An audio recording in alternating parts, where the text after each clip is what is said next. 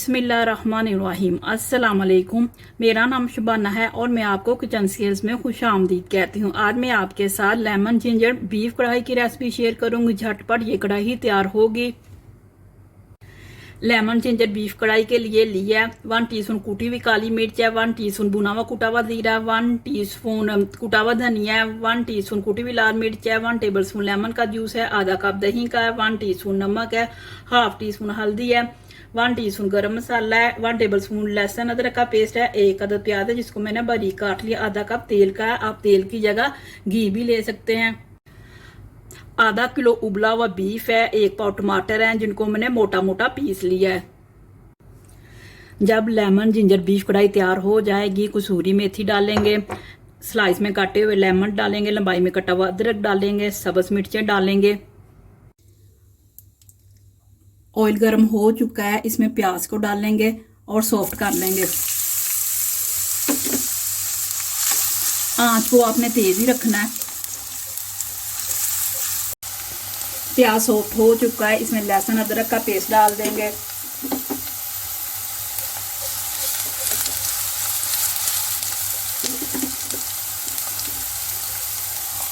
टमाटर,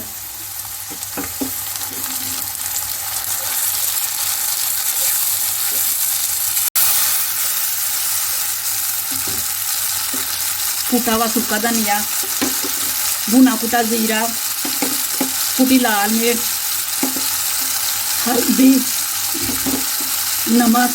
तेज आंच पर मसाले को भुनेंगे ताकि टमाटरों का पानी भी खुश्क हो जाए।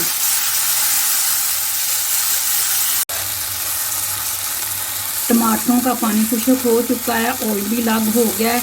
इसमें उबला हुआ गोश्त डाल देंगे और साथ में दही डालेंगे और तेज आंच पर 3 से 4 मिनट गोश्त को भुनेंगे।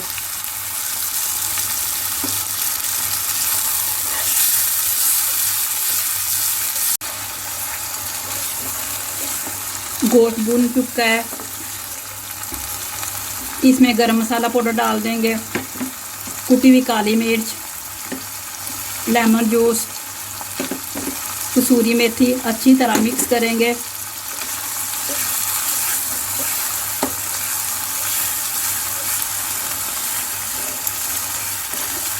लेमन जिंजर बीफ कढ़ाई तैयार हो चुकी है। इसमें सब्ज मिर्चें, अदरक और लेमन डाल देंगे।